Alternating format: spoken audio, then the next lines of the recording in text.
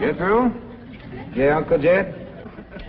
Now, as you're going to be keeping company with a girl, is there any questions you like to ask me? What kind of question? About girls. How much you know about girls? They softer than boys. Yeah, I reckon. You speaking? And they shorter and rounder. Yeah? And the hair's longer and it smells sweet when you snuggles up to 'em. Oh, so you've been doing some snuggling, have you?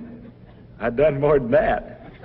Well, I reckon you better tell me about it. Who was she? Prettiest girl in the hills. Big Mouth Bradshaw. Well, Verna's girl.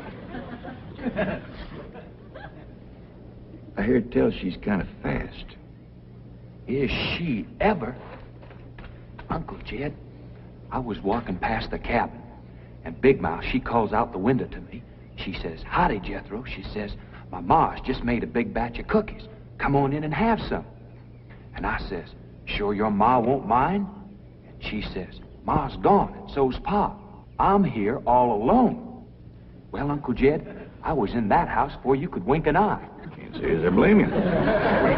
No sooner was I inside, the Big Mouth, she puts a music record on the phonograph machine and commences to sashaying around, a twisting and a turning. Dancing. Yeah, I reckon so. Anyway, she says, "Put your arms around me, Jethro, and I'll teach you the two-step." What'd you say? I says, "Listen, Big Mouth," I says, "here we are all alone.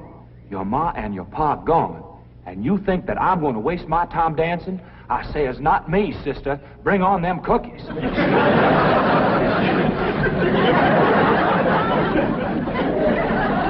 What'd that Bradshaw girl say when you said bring on them cookies? Well, she just held up them cookies like this here, kind of blinked her eyes at me, and said, "Jethro, which do you think it tastes sweeter, these here cookies or my lips?" Well, Uncle Jed, right then and there's when I found out she was fast.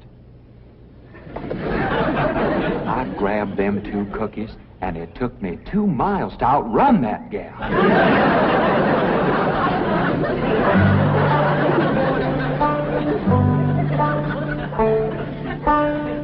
Jethro, some one of these days, you and me's got to have a long talk.